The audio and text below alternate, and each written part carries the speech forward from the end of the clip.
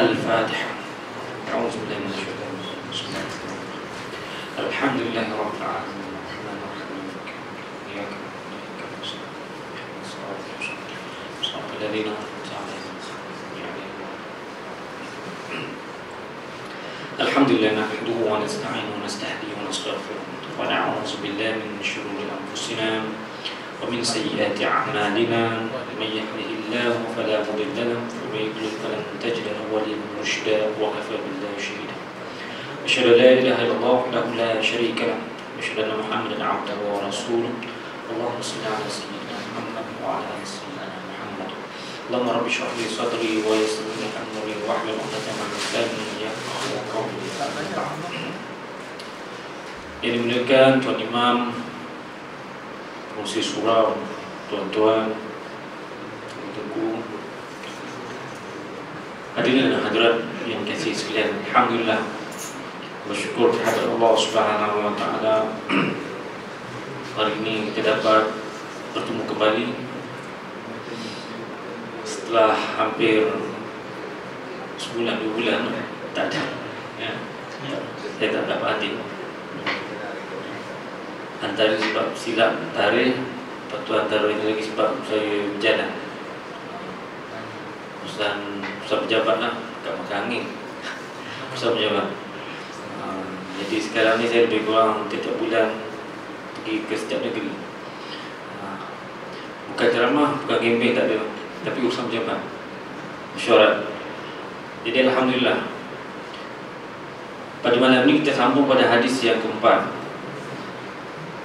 An Abi Abdurrahman Abdullah bin Mas'ud radhiyallahu anhu qala haddatsana Rasulullah sallallahu alaihi wasallam wa huwa shadiqul masduq inna ahadakum yujma'u khalquhu fi batni ummihi 40 yawman nutfatan thumma yakunu 'alaqatan mithla dhalik thumma yakunu mudghatan mithla dhalik thumma yursalu ilayhi al-malak فينفخ فيه الروح ويؤمر بأربع كلمات بكتب رزقه وأجله وعمله وشقي أو سعيد والله الذي لا إله غيره إن أحدكم لا يعمل بعمل أهل الجنة حتى ما يكون بينه وبينها إلا ذراع فيسبق إليه الكتاب فيعمل بعمل أهل النار فيدخلها وإن أحدكم لا يعمل بعمل أهل النار حتى ما يكون بينه وبينها إلا ذراع فيسبق عليه الكتاب فيعمل بعمل أهل الجنة فيدخلها رواه البخاري ومسلم. Hadis yang keempat dalam kitab Imam Nawawi. Terjemahannya daripada Abu Abdurrahman. Digelaran Abu Abdurrahman, digelaran bapa kepada Abdurrahman. Kalau kita ada Ismail, Abu Ismail, namanya bukan Ismail, bapa kepada Ismail. Nama sebenarnya ialah Abdullah bin Mas'ud radhiyallahu anhu. Ini nama betul dia. Katanya telah menceritakan kepada kami oleh Rasulullah sallallahu alaihi wasallam dan ia benar lagi dibenarkan. Artinya Rasulullah ni seorang yang benar dan dibenarkan segala tindakan. Nabi ni orang dah kenal dah, as-sadiq, orang percaya. Cakap dia orang percaya. Cakap kita ni tuan-tuan, banyak kali cakap pun orang tak berapa percaya. Walaupun kita kata tak buat, tapi orang kata tengok ada video dia, tiba-tiba ada video, tak pernah buat pun. Jadi macam-macam orang boleh cuba. Tetapi Nabi Muhammad SAW ni orang tak boleh kata tak benar. Musuh ke, orang yang beriman ke, semua percaya pada Nabi. Yang benar lagi dibenarkan. Perbuatannya memang perbuatan yang benar, tak menipu. Sesungguhnya salah seorang kamu dikumpulkan kejadian dalam perut ibunya. Nak menceritakan bahawa manusia itu jadinya dalam perut ibu. Islam mengajar kepada kita tuan-tuan, tak payah sekolah sains, tak apa. Islam ajar bahawa kejadian kita ni bermula daripada ibu. Bila ibu ni tuan-tuan nak jadikan kita, mesti ada bapa. Dalam perut ibunya selama 40 hari air mani. Maknanya bila dah kahwin, ni resmi lah tuan-tuan. Yang tak resmi banyak juga. Tetapi yang resmi nak ceritanya, bila dah kahwin, dia akan melahirkan atau mengeluarkan air mani, dia bertakung dekat rahim ibu tadi selama 40 hari. 40 hari dia stay dulu kat situ, tuan-tuan. Macam orang undi lah, penamaran calon, lepas tu orang undi, baru ada keputusan. 40 hari tu stay dulu, tuan-tuan. Tak jadi apa lagi. Itu yang kadang-kadang keguguran, kadang-kadang tak tentu, tuan-tuan. Kadang-kadang jadi. Kemudian dia berubah menjadi segumpal darah. Lepas 40 hari tadi, tuan-tuan, mula-mula tak ada apa-apa, lepas tu dia berubah jadi darah. Lepas darah tadi kemudian menjadi seketul daging. Lepas mula-mula 40 hari tu kan jadi mani saja, tak ada apa-apa. Lepas 40 hari dia dah masak tu kan ditukar. Tukar naik level yang kedua, jadi segumpal darah. Jadi darah pula. Lepas darah tadi tuan-tuan berubah pula bentuk dia, jadi daging. Tuan-tuan bayangkan, daripada air saja boleh bertukar.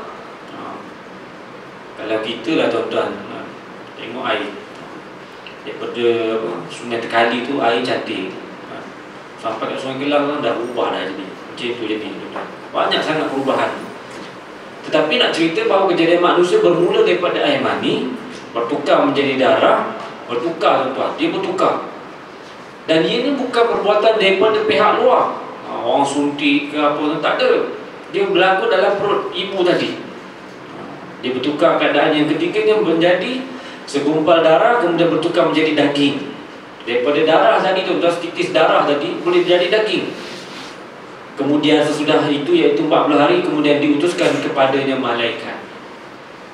Dah jadi daging tadi, tuan-tuan. Proses yang ketiga setelah 40 hari. Disebutkan dalam hadis, tuan-tuan, 40 hari. Ada perkiraannya. Ini bukan rambang-rambang, tuan-tuan. Bukan suka nak buat. Bukan, tak apalah, baiklah 31 hari, kita banyak kerja lain kita nak buat. Malaikat tu tak sempat ni. Tak ada, tuan-tuan. Kena buat ikut 40 hari, tuan-tuan. Kena buat. Sesudah itu malaikat pun datang, tuan-tuan. Malaikat pun meniupkan roh kepada makhluk tadi, tuan-tuan, yang tak bernama, lelaki sama ada jantan ataupun betina. Bahasa kasarnya lah, lelaki atau perempuan. Setelah 40 hari tadi, tuan-tuan, ditiupkan rohnya dan diperintahkannya menulis 4 kalimat, 4 ketentuan dia, 4 keadaan dia, 4 keputusan yang telah ditetapkan oleh Allah Subhanahu Wa Taala. Iaitu yang pertama, rezekinya. Maknanya, tuan-tuan, hari yang ke-120 ditiupkan rohnya oleh Allah Subhanahu Wa Taala. Mandah dia nyawa, tiup roh ni, tuan-tuan, dah tulis dah. Awal-awal dah tulis 4 perkara. Rezeki ni macam mana, ni keluar ni jadi apa, tuan-tuan. Rezeki dah ditulis. Biasalah, tuan-tuan, lahir-lahir mana terus kerja, tuan-tuan, nangis dulu kan. Anak yang normal, mana ada kerja terus, mesti nangis dulu. Tak tahu apa nak buat kan. Lepas tu menyusu, standard lah, SOP dia sebagai seorang bayi. Tetapi dalam keadaan demikian, Allah SWT dah tulis dah rezeki macam mana, daripada starting dia hidup sampai dia mati. Macam mana rezeki, umurnya, berapa lama dia boleh hidup, tuan-tuan. Ada lahir-lahir, tuan-tuan, mati.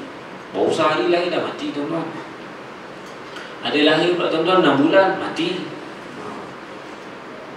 Ada pula, tuan-tuan, panjang, anaknya fikir bila nak mati. Tuan-tuan, anak je fikir, bapa tak mati-mati juga, tuan-tuan. Dah nyanyuk dah 100 lebih, anaknya fikir bila lah nak dapat harta pusaka. Tak mati-mati orang tu.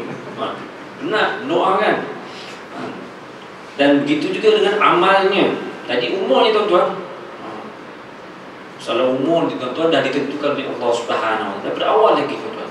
Sebelum kita dilahirkan 120 hari, tuan-tuan, dah 4 perkara dah dituliskan oleh Allah Subhanahu Wa Taala. Allah Subhanahu Wa Taala perintahkan malaikat tulis. Bayangkan, tuan-tuan, dah ditulis.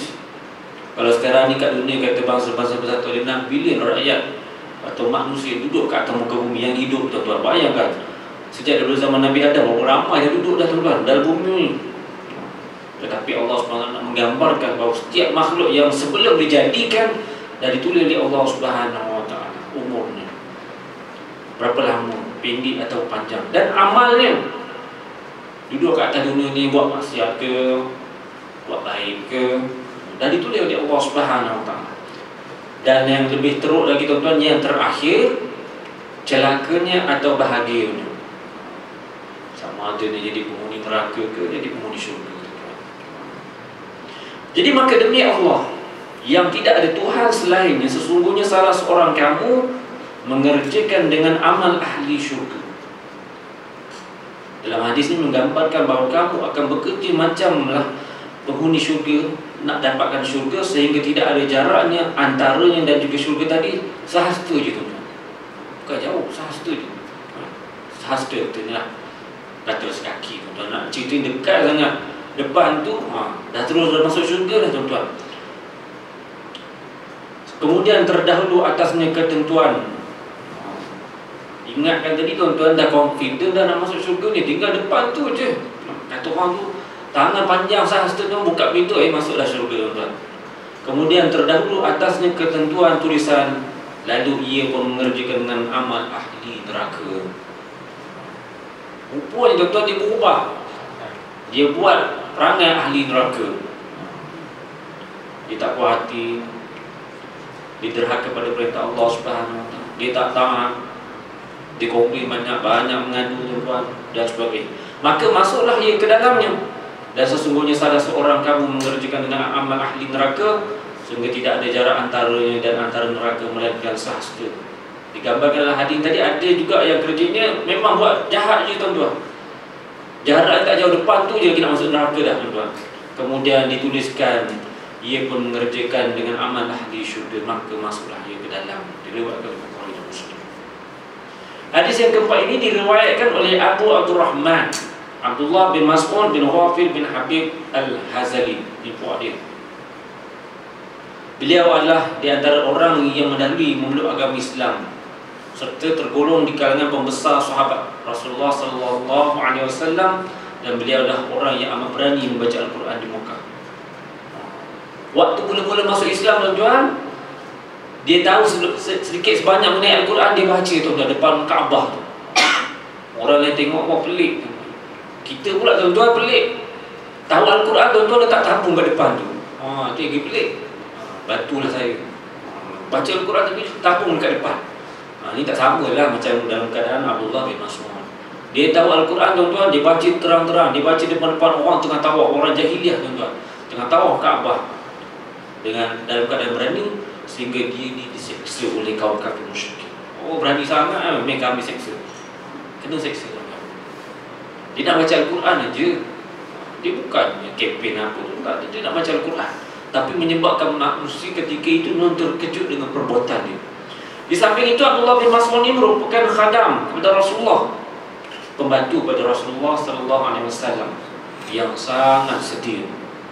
Saya rasa mungkin kalau zaman Rasulullah ni dia sebut sebagai seorang yang setia.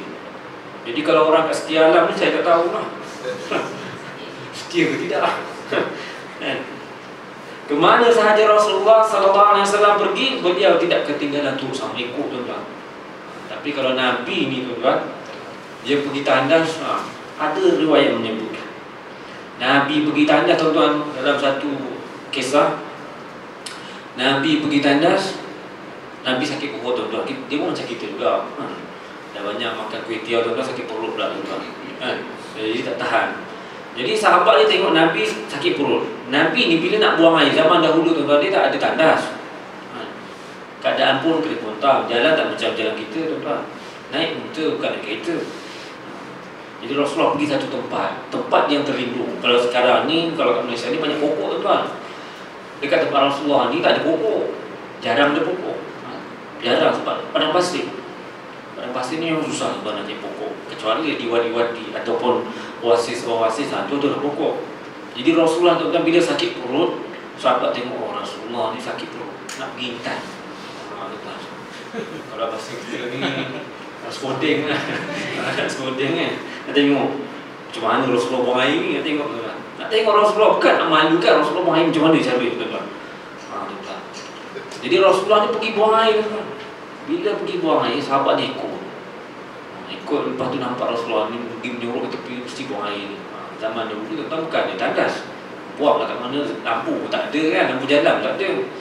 Jadi mana-mana tempat yang disuruh buat lah. Dah sakit perut, takkan nak tahan kan? Bahaya, mendatangkan kerosakan pada usus dalam badan kita pula. Sebenarnya kuman, benda tu tak elok, buang, jangan ditahan-tahan. Jadi dalam keadaan demikian, sahabat tengok Rasulullah dah sudah, sahabat pun pergi tengok. Dia pergi tengok tuan-tuan, dia pusing-pusing kat tempat tersebut, tak jumpa tuan-tuan. Mana pergi Nabi Rasulullah ni, nak tengok tuan-tuan. Nak kira nak tengok lah macam mana rupanya tuan-tuan. Sebab Rasulullah ni tuan-tuan, kan, nak ceritanya, janggut Rasulullah pun orang tunjuk kat museum, kan. Tapak kaki Nabi pun orang tunjuk kat museum, tapi tak tahulah betul tak betul. Kalau tuan-tuan pernah pergi kat Turki tu, pedang Rasulullah lah, macam-macam tu. Tapi tak pastilah, saya tak boleh kata itulah dengan Rasulullah. Tapi mungkin ada benarnya. Itu orang simpan. Sebab dalam riwayat hadis menggambarkan bila Rasulullah ambil wuduk, sahabat-sahabat ambil air bekas dia tu, air yang berleleh tu orang ambil tuan-tuan. Kita tuan-tuan, kalau orang ambil wuduk, kita ke tepi, basah, basah, kacau. Pun tak mal lah pula, kita punya payah. Tapi Rasulullah ambil wuduk, orang berebut. Sebabnya apa tuan-tuan? Orang yang dijamin masuk dalam syurga. Itu ceritanya. Orang dijamin masuk syurga tuan-tuan dekat-dekat dengan dia. Orang tak jamin ni buat apa tuan-tuan? Lebih kurang selama bulan dia pula tumpang kita tuan-tuan. Menambah berat lagi. Jadi oleh kerana itu, Rasulullah setelah dibuang qada hajat ni tuan-tuan, sahabat tadi pergilah korek-korek tuan-tuan. Mana ni tak ada. Tuan-tuan, bayangkan kelebihan Rasulullah sallallahu alaihi wasallam berbanding dengan kita. Zaman dah canggih tuan-tuan, pergi kat satu masjid sakit perut, tadi makan banyak sangat tom yum tuan-tuan, perjalanan jauh sampai kat masjid nak buang air, bukan nak tumpah, cuma nak buang air je. Sampai tuan-tuan dah keluar lega dah tuan-tuan, semua dah keluar. Tiba-tiba tuan-tuan dipang 4 air tak keluar-keluar juga tuan-tuan. Tinggal kat situ kan. Berbeza dengan Rasulullah, tak ada air pun tuan-tuan, rupanya bumi buka laluan tuan-tuan. Dia buka laluan, masuk ke dalam, tutup balik. Cerita yang Rasulullah. Berbeza kita tuan-tuan, dalam keadaan moden ni, dalam keadaan maju ni tuan-tuan, tandas sendiri pun tak nak masuk tuan-tuan, air pun tak keluar-keluar. Tandas tinggal gitu je lah. Carilah tuala ke ataupun tisu ke tuan-tuan, sapu-sapu lah macam tu, air dah tak ada. Jadi tuan-tuan lihat bahawa Abdullah bin Mas'ud ini merupakan khadam kepada Rasulullah yang setia, sentiasa bersama-sama Rasulullah. Dia bukannya gay tuan-tuan, bukan lesbian, tak. Tapi sebab sayang pada Rasulullah, sentiasa bersama dengan Rasulullah. Kalau saya lah tuan-tuan kat pejabat tu ramai, dulu kat masjid semua lelaki, bila masuk pejabat semuanya perempuan. Apa dia kembali tengok, ramai perempuan kat sini. Kalau tua-tua tak apa, semua muda-muda. Lagi boleh. Bila nak disuruh je semua, ya ada apa Ustaz? Tapi semua bini orang lah tuan-tuan. Bukan ada. Adalah seorang dua kan. Seorang dua yang tak kahwin lagi. Tapi nak cerita, dulu masjid seronok. Semua ialah imamnya lelaki, Bilal ni lelaki, Siap ni lelaki, semua lelaki lah kat masjid. Duduk pejabat semua perempuan. Adalah 2-3 orang yang ketua-ketua ni lah yang lelaki. Jadi oleh kerana itu tuan-tuan lihat bahawa bagaimana dia sentiasa bersama dengan Rasulullah sallallahu alaihi wasallam. Kecuali Nabi nak tidur, Nabi dengan isteri tak kacau lah tuan-tuan. Faham rasa lah. Semua nak mengikut tuan-tuan, orang pun naik nyampah juga kan. Tak pasal-pasal mengikut.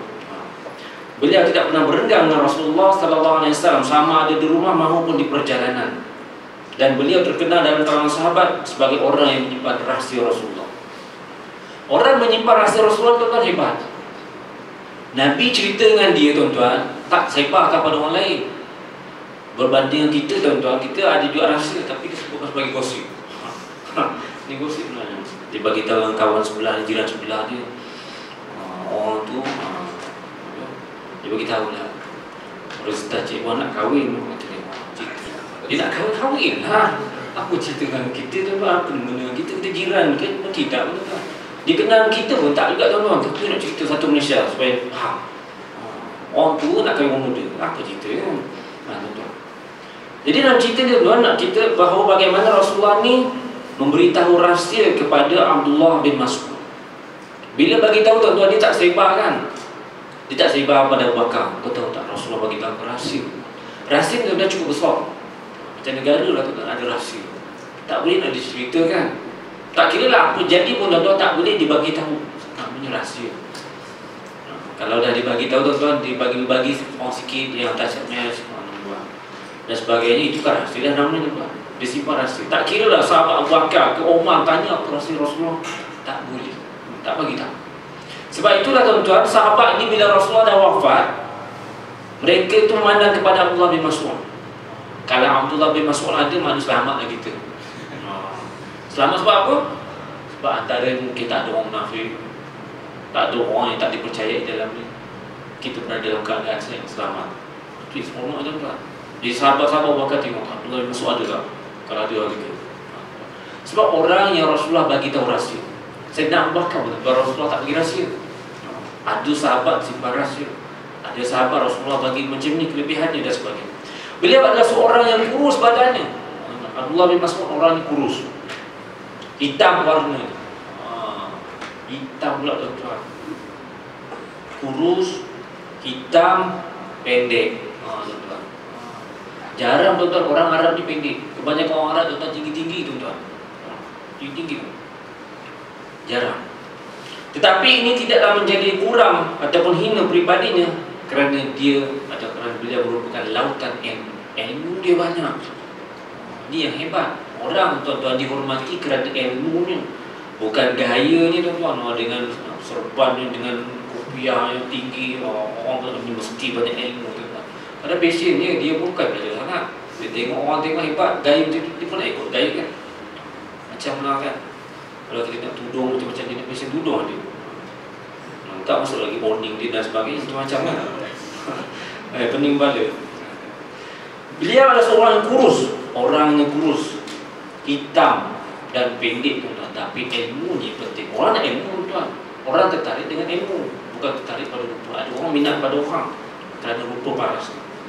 Tetapi tuan-tuan, dalam keadaan demikian, beliau dikatakan hebat oleh Sayyidina Umar bin Abdul Aziz, Umar bin Khattab.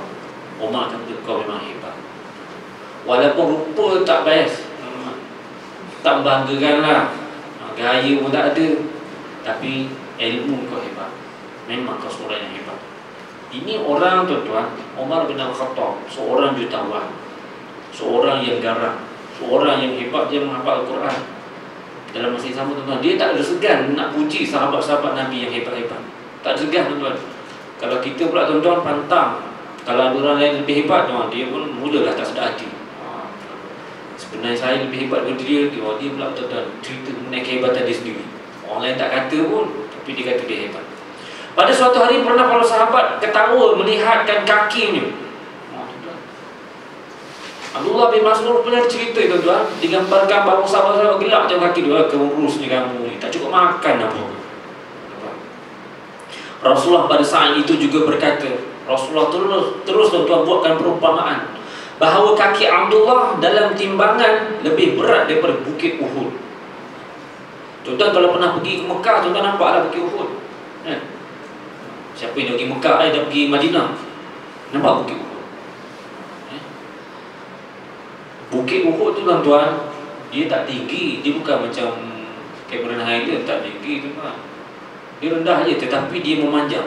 Dia tak bercantum dengan bukit-bukit yang lain. Sebab tu namanya Uhud, dia satu saja, tapi dia manjang.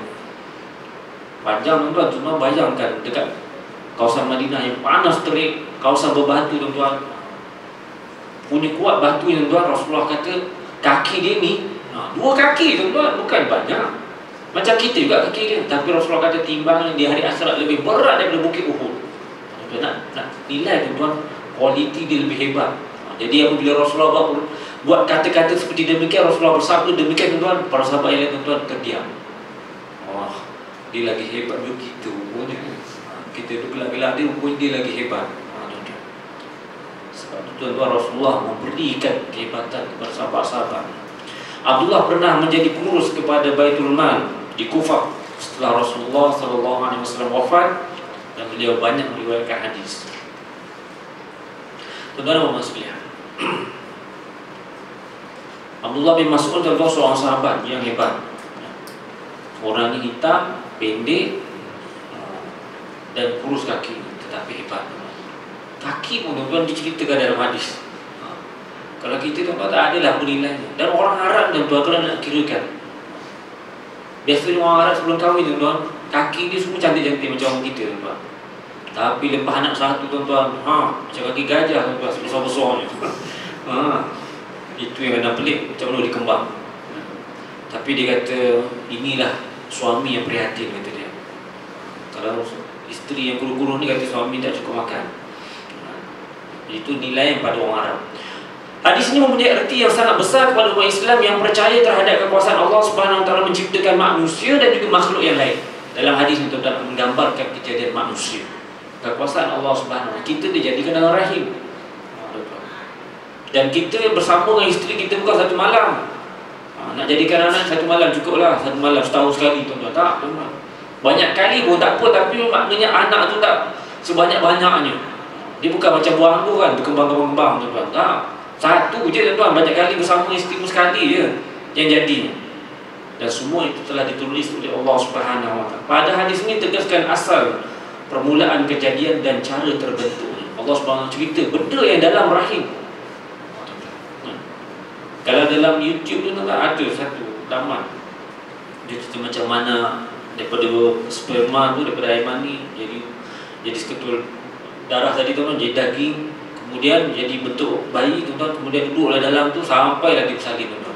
Itu menarik tuan-tuan ceritanya. Menceritakan bahawa bagaimana kejadian yang Allah SWT jadikan manusia itu di dalamnya, tak ada siapa yang kacau. Tak ada tuan-tuan, ibu yang dah mengandung tadi tuan-tuan, bila dia dah penat, dalam Quran menceritakan bagaimana ibu yang mengandungkan anak dia penat tuan-tuan. Tak ada yang selama, tak ada hal lah. Dah 9 bulan tak ada lah, tak ada penat, macam biasa je tuan-tuan kata dia. Penat tuan-tuan, penat. Macam-macam keadaan. Yang lebih parah lagi tuan-tuan, kalau perempuan yang dah mengandung ni, dia banyak alahan. Tu yang payah. Saya ada seorang kawan tuan-tuan, alahan dia, isterinya tak tahan bau suaminya.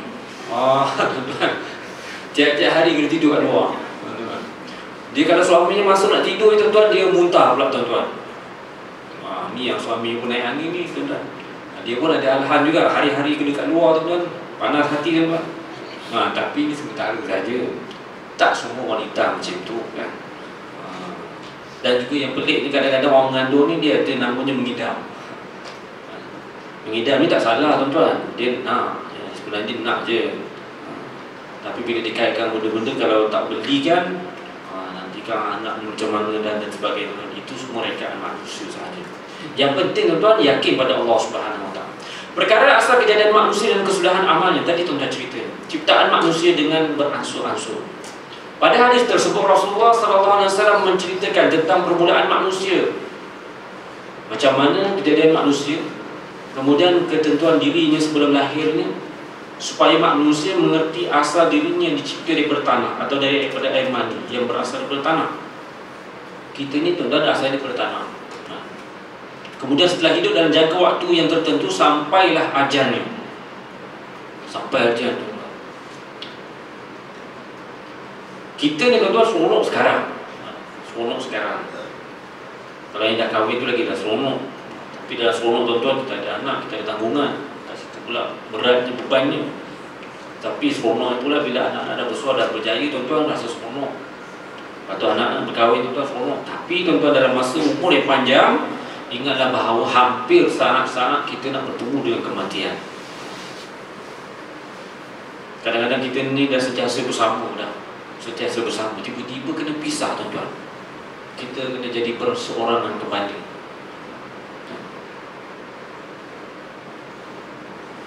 Saya dulu ada bapa. Bapa saya baru je meninggal. Tak sempat. Dia mengandung, dia sakit perut. Mengandung sakit perut je. Bila bawa ke hospital tuan-tuan, doktor kata ada sakit jantung ke, ada kencing manis ke. Mana dah saya tahu. Dia sakit perut, dia kata sakit perut je. Kalau dari segi rekod tak pernah ada sakit jantung, tak ada darah tinggi, tak ada kencing manis, tak ada, semua tak ada. Kalau macam tu kami scan lah, scan. Bila dah scan tuan-tuan, dah scan, okey tak apa lah. Satu hari tuan-tuan, duduk kat hospital terus meninggal. Tak tahu nak buat, tak sempat nak buat apa-apa tuan-tuan. Doktor pula sedih. Kami dah berusaha, kami dah berusaha sungguh-sungguh dah. Kami tak jumpa apa sebab dia meninggal. Tak apalah doktor ni bukan doktor house. Boleh fikir macam mana nak selesaikan. Doktor biasa je kan. Bukan doktor pakar pun saya tengok, macam doktor biasa je. Saya tak nampak usaha apa pun. Lepas tu dia pun macam panggil sikit. Lah kita tengok juga lulusan dia apa dia kan. Lepas tu U berapa.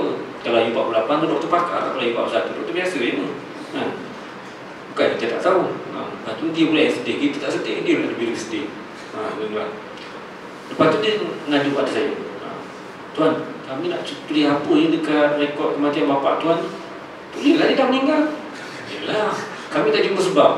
Tulislah kena sakit apa-apa ke, kuman, tulislah situ kuman. Macam tu je. Sebab itu kan, lepas tu dah, bila dah macam tu tuan-tuan, minta izin pula.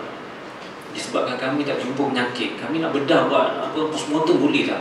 Saya tak payahlah. Orang dah meninggal nak postmortem apa lagi? Bukan boleh naik beli hidup balik. Lepas tu doktor pun macam tak puas hati. Tak apalah. Saya kata tak apalah, yang penting nak tanam segera. Jadi oleh kerana itulah tuan-tuan lihat, bahawa manusia itu apabila tiba masa itu tuan, kita kena bersedia. Kita kena bersedia. Ada orang meninggal dalam keadaan muda, ada orang meninggal dalam keadaan terkejut, tiba-tiba tuan-tuan mati. Tiba-tiba tak sangka. Ingat, semangat dah besok nak ambil gaji tuan-tuan meninggal. Tak sempat. Jadi isteri je lah yang cucuk begitu tersebut tuan-tuan. Begitu juga tuan-tuan kan. Dalam surat khabar yang dulu, dia lepas, gembira sangat tuan-tuan, nama dia naik, dapat BRIM. Sampai meninggal tuan-tuan. Lagi sedih. Nama naik, dapat BRIM, tuan-tuan meninggal. Keluarga terpaksa lagu dengan duit BRIM tadi tuan-tuan buatlah keduri tahlil pula. Tunai kan untuk tahlil je tuan-tuan. Sedih kan tuan-tuan. Tapi kalau kita ni tuan-tuan masih lagi hidup, jadi gunakanlah waktu yang ada dengan sebaik-baiknya. Contohlah macam saya juga tuan-tuan, dulu saya senang je duduk kat masjid, jadi imam balik kampung masjid, imam balik kampung balik masjid, itu je seronok. Sekarang ni pun hari-hari duduk pejabat, tiap-tiap bulan pergi luar negeri, kesana kesini tuan-tuan. Penat jadi rasanya. Jadi kalau sempat tuan-tuan saya belajar kat surau ni. Dengan itu nak berubahnya, nak jadi masjid ni. Dalam proses ni nak jadi, nak buat masjid. Alhamdulillah, kalau dapat peruntukan, alhamdulillah. Bila tiba masa tuan-tuan, tempat sebesar-besar tak ada masjid pun tak seronok juga. Lama mana kita nak jadi dulu dalam surau. Tetapi tuan-tuan ingatlah bahawa daripada surau lah tadi tuan-tuan berubah menjadi sebuah masjid. Ingatlah bahawa perubahan itu tuan-tuan mendatangkan kebaikan kepada masyarakat sekeliling. Itulah tuan-tuan, kadang-kadang ada orang dia minat kalau dia rumah dia dekat masjid, seronok lah. Tapi kadang-kadang ada orang tuan-tuan, rumah dah dekat dengan masjid, pergi masjid pun tak juga. Orang yang 1 kilometer, 2 kilometer tu yang rajin pergi masjid. Yang duduk kat sebelah masjid tu tak tahu je, tak nampak je. Ini masalah juga. Tapi tuan-tuan, semua itu tuan, tanggungjawab kita lah. Kerana Allah SWT akan tanya segala amalan-amalan kita. Jadi Rasulullah SAW menurut hadis tersebut, manusia diciptakan daripada air mani dengan secara beransur-ansur. Sebagaimana disebutkan, sesungguhnya dikumpulkan kejadian salah seorang kamu dalam perut ibunya selama 40 hari berupa air mani. Dia jadi air mani lagi. Dia tak berubah. Simpan kat situ. Banyak kali buat projek tuan-tuan, sekali tu je yang disimpan. Yang lain tu buat lebihan je memang. Imam Nawawi berkata bahawa yang dimaksudkan dengan dikumpulkan di sini adalah dikumpulkan air mani lelaki dan perempuan, lalu jadilah anak seperti yang disebutkan oleh Allah SWT. Khuliqa min ma'in dafiq. Ianya dijadi daripada air yang dipancut. Air yang dipancut tuan-tuan. Mana air mani tadi tuan-tuan, dia bukan duduk meleleh begitu, dia dipancut. Sebab dia nak masuk tuan-tuan kat rahim ibu tu, dia bukan boleh tuang-tuang, dia kena ditembak. Cara macam itulah. Dan mungkin pula maksudnya dikumpulkan dari seluruh badan, beralasan dengan pendapat yang mengatakan bahawa dalam peralihan masa pertama air mani itu menjalani seluruh tubuh perempuan selama 40 hari. Ada juga yang maksudkan bahawa dalam masa 40 hari tadi, air mani itu masuk dalam tubuh wanita, dia bergerak. Dia cari arah mani-mani yang sesuai. Selama 40 hari 40 hari dia buat dating, mani sesuai. Dan sesudah itu barulah dikumpulkan dan dijadikan segumpal darah. Yang sesuai tadi, maka dia jadilah darah. Demikianlah keadaan selama 40 hari lagi. Dalam peralihan masa kedua yang makin sehari makin bertambah besar. Jadi ada perubahan. Daripada kecil tadi tuan-tuan, isteri yang mani, dia bergerak. Akhirnya pada masa peralihan masa yang ketiga, darah tadi menjadi seketul daging mudghah, iaitu besar daging yang dapat dikunyah-kunyah. Digambarkan maknanya ada rasa dah. Dan dalam peralihan masa yang ketiga inilah seketul daging itu mendapat bentuk ciptaan seorang manusia menurut kehendak Allah Subhanahu wa taala. Dengan melengkapkan panca indera, dijadikan padanya ada alat pendengaran, penglihatan, hidung dan mulut, serta diadakan dalam rongga perut apa yang disebut sebagai perut besar dan perut kecil. halus. Inilah yang dikatakan oleh Allah dalam firman-Nya, "Walladzi yusawwirukum fil arham kaifa yasha." Ia membentuk kamu di dalam rahim menurut bagaimana Ia kehendaki. Dalam surah Al-Imran ayat 6. Tuan-tuan dan sekalian, kadang-kadang ada orang ni tuan-tuan, dia nak jadikan anaknya cantik. Dia buat dia bagi tahu, suami bagi tahu kat isterinya, kita nak anak kita macam mana dia. Dia dah planning. Macam ni lah. Itu mancung sikit, tanah laki kemek, tak seronok kata dia tuan-tuan. Muka dia nampak luas sikit tuan-tuan. Macam-macam perancangan, tetapi semua itu tuan ditentukan oleh Allah Subhanahu Wa Taala. Kemudian apabila berakhirnya peralihan masa yang ketiga yang berlangsung selama 40 hari tadi, maka telah berumurlah segumpal daging yang telah terbentuk 4 bulan, lalu ditiupkan rohnya supaya ia hidup. A'udzubillahi minasyaitonirrajim. Firman Allah Subhanahu wa taala, "Ya ayuhan nas, in kuntum fi raibin minal ba'ts, fa inna khalaqnakum min turab, thumma min nutfah, thumma min 'alaqah, thumma min mudghatin mukhallaqatin mukhallaqah." Kata Allah Subhanahu wa taala, "Wahai manusia, jika adalah kamu dalam keraguan tentang hari kiamat, maka fikirkanlah bahawa sesungguhnya kami telah jadikan kamu daripada tanah, kemudian daripada setitik air mani, kemudian dari seketul darah, kemudian dari sekepal daging yang sempurna kejadian." Maknanya jadilah makhluk. Oleh kerana itu tuan-tuan, lihat bagaimana Allah Subhanahu Wa Taala nak ceritakan kepada manusia supaya janganlah syak tentang adanya hari kiamat, hari kebangkitan. Hari kebangkitan ni panjang tuan-tuan. Cerita ni panjang. Hari kebangkitan tu ialah apa yang berlaku di kiamat. Dan kiamat ini tuan-tuan tak tahu bila tarikhnya, tetapi tanda-tandanya itu ada. Antaranya turunlah Nabi Isa AS, antaranya lahirlah Imam Mahdi Al-Muntazar. Contoh tu. Yang mana dia lahir dekat sebelah Syria, dan dia akan dalam keadaan demikian juga tuan-tuan akan lahirlah Dajjal. Dajjal yang akan merosakkan dunia ini. Sehingga Dajjal itu tuan-tuan digambarkan ataupun diceritakan dalam hadis, bila dia lahir akan keluarlah asap. Bila dia keluar asap tuan-tuan, di dahinya akan tertulis dalam bentuk daging tuan-tuan, bukan ditulis dengan align, tetapi tulis dalam ketulan daging, ditulis sebagai kafir, seorang yang kafir. Dalam hadis diceritakan tanda-tanda hampir menyenap kiamat. Jadi mudah-mudahan kita tak berhadapan dengan keadaan demikian. Kerana Dajjal itu tuan-tuan digambarkan sebagai seorang yang buta. Orang ni buta sebelah, rambutnya keriting. Jadi bukanlah maknanya lepas ni anak-anak semua tak ada rambut keriting. Ini bukan keturunan Dajjal tuan, bukan. Tapi nak cerita tuan-tuan, itulah keadaannya. Dan yang lebih hebat lagi tuan, kulitnya berwarna merah. Maknanya orang kulit bersih, kulit putih tuan-tuan. Dajjal. Cuma dia bentuknya dia buta. Dan dia ada diceritakan kehebatannya dalam hadis. Apabila hampir-hampir nak kiamat, dia boleh menceritakan depan orang ramai bagaimana dia membunuh seorang pemuda. Dia panggil seorang pemuda tuan-tuan, dibunuh depan orang ramai. Orang semua tengok tuan-tuan. Dalam keadaan demikian, lelaki tersebut terbelah badannya, satu sebelah kiri, satu sebelah kanan tuan-tuan, terbelah dua tuan-tuan. Tiba-tiba dengan kendaan tuan-tuan, dia bercantum semula. Lalu pemuda yang telah mati tadi, yang telah dibelah tadi tuan-tuan, ketawa. Dalam keadaan demikian tuan-tuan, nak menceritakan kepada manusia, kalau ada juga orang yang beriman tuan-tuan, maka mereka itu telah terpengaruh dengan apa yang didatangkan oleh Dajjal tadi. Jadi mudah-mudahan tuan-tuan kita tidak pengaruh dengan benda-benda seperti demikian. Mudah-mudahan Allah Subhanahu Wa Taala menyelamatkan kita dalam keadaan yang seperti demikian. Janganlah kita berada dalam keadaan demikian, kerana ianya tuan-tuan akan menggugat keimanan kita pada Allah Subhanahu. Manusia tuan-tuan, kalau tidak ada iman, tidak ada ilmu tuan-tuan, bila-bila masa dia boleh tukar, dia boleh buat U-turn, tak jadi masalah. Sebab itu dalam hadis pun ada menyebutkan bahawa bagaimana kita kena doa pada Allah Subhanahu. Allahumma ya muqallibal qulub, tsabbit qulubana ala dinik ala ta'atik. Wahai Tuhan yang membolak-balikkan, yang boleh tukar keadaan manusia, kejap beriman, kejap tak beriman, mudah-mudahan kita berada di atas jalan yang lurus, di atas jalan agama Allah Subhanahu wa taala. Jadi tuan-tuan dan puan sekalian, kita boleh sambung lagi ke dah? Kalau sambung, saya boleh sambung lagi tuan-tuan.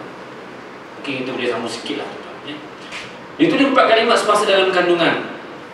Setelah kandungan tersebut hidup kerana ditiupkan rohnya oleh malaikat. Tuan-tuan hidup atas muka bumi tuan-tuan sebabnya ada roh.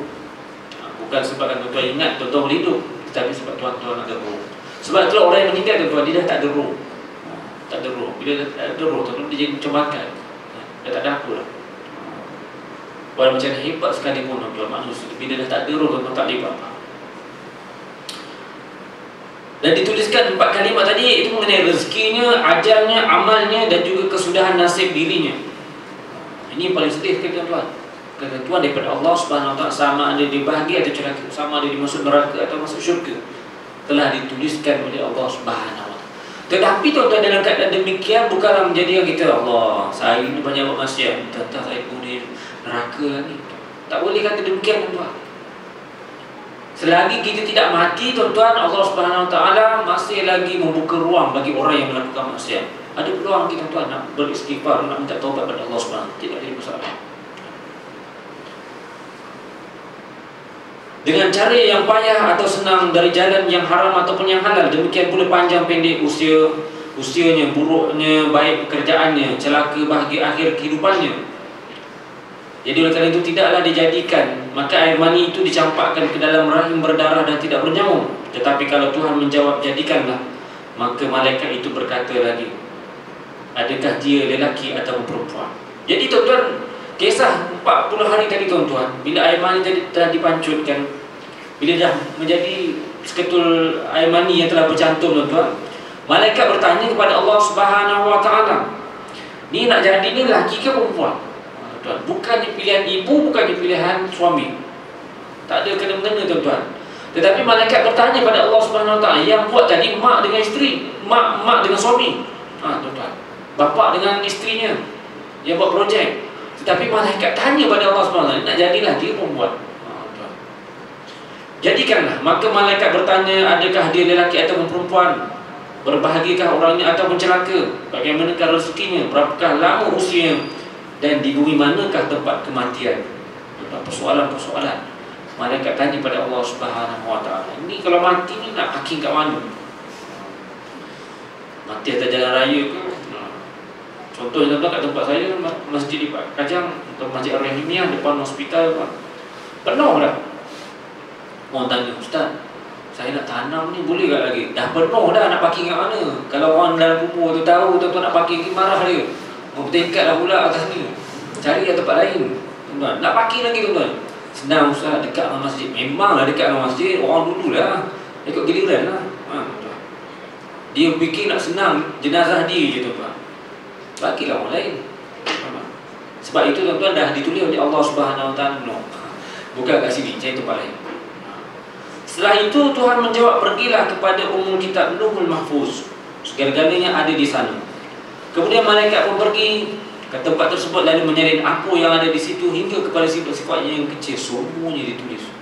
Rupanya tuan-tuan, apa yang berlaku dalam kehidupan manusia ini tuan-tuan telah ditulis di Lauh Mahfuz.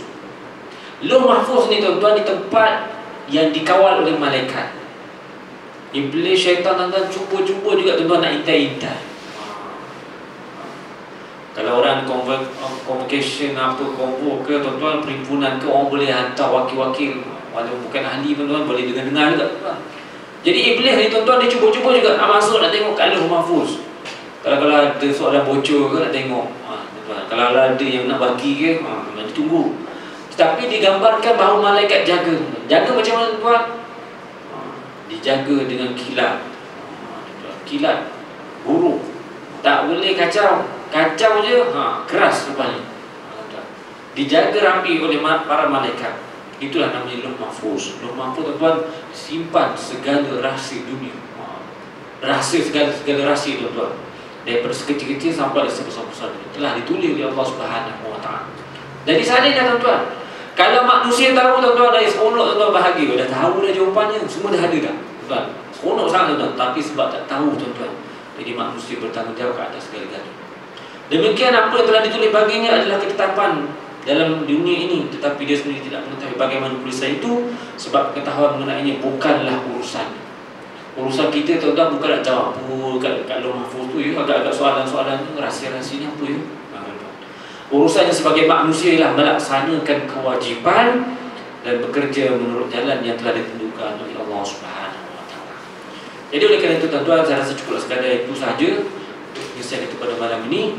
Dan dalam kisah hadis ini tuan-tuan nak menceritakan bagaimana manusia ini tuan-tuan kita kena yakin daripada awal ni tuan-tuan sehingga kesudahannya semuanya itu tuan-tuan telah ditentukan oleh Allah Subhanahu Wa Taala. Kena yakin. Kalau kita dapat jadi orang senang tuan-tuan, Allah Subhanahu Wa Taala tentukan. Dulu tuan-tuan, saya buat cerita. Dulu saya nak mohon kerja.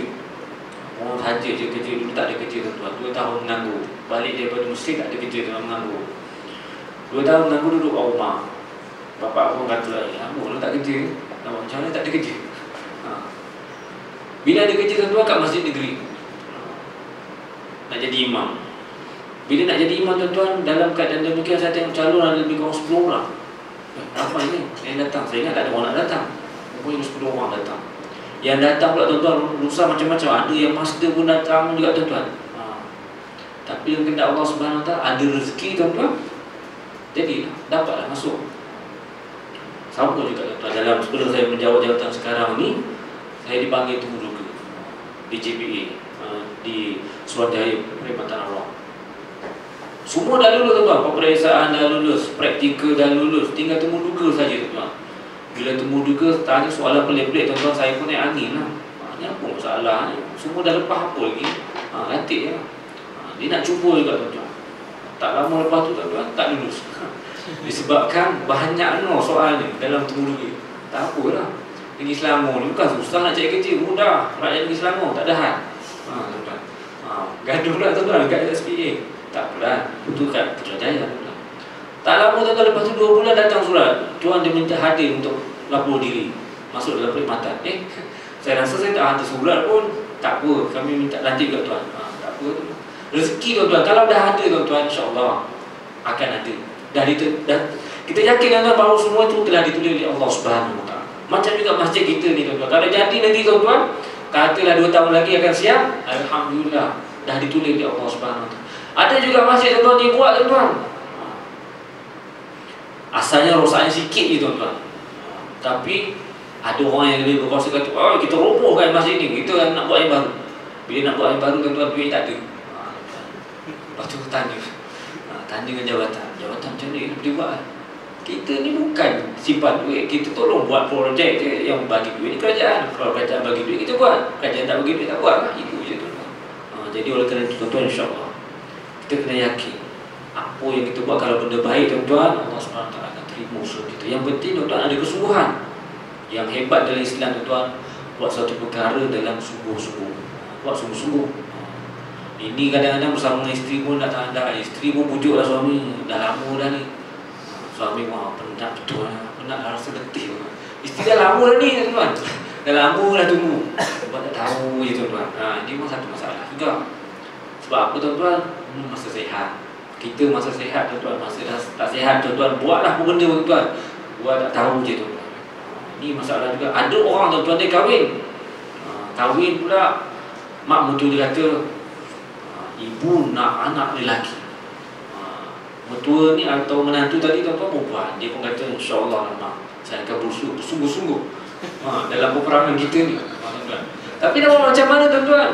Anak lelaki ni mandul. Anak lakinya susah nak kata kan.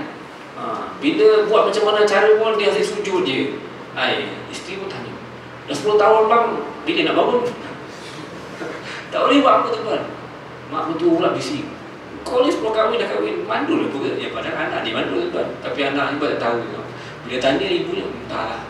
Si Zainab tu banyak alasan dia. Dia salahkan isteri, padahal suaminya tu anak dia tuan-tuan yang bermasalah. Tapi itu peristiwa lah. Saya cerita tuan-tuan kisah benar. Kisah benar berlaku. Saya dengar pun detik tu macam ni kan. Jadi lelaki dia tahu masalah, tapi dia tak nak menyelesaikan masalah. Dia buat tahu masalah tu masalah peribadi tuan-tuan. Tapi tuan-tuan kena fikir bahawa manusia tu hidup di atas umur. Dan dalam umur itu tuan-tuan, kehidupan kita itu tuan-tuan dinilai oleh Allah Subhanahu Wa Taala. Akan ditanya oleh Allah Subhanahu Wa Taala, waktu muda tu buat apa ya? Kamu buat apa datang dunia? Dah kahwin kamu buat apa? Semua akan ditanya oleh Allah Subhanahu Wa Taala. Bukan sahaja-sahaja tuan-tuan suka-suka kita hidup, kerana semua itu tuan-tuan akan dibalas oleh Allah Subhanahu Wa Taala dengan ganjaran yang besar, iaitu dimasukkan dalam syurga Allah Subhanahu Wa Taala. Aku liqauli hadza wa astaghfirullah li wa lakum. Wassalamualaikum warahmatullahi taala wabarakatuh. Kita tanggung majlis kita dengan tasbih kafarana. Subhanallah.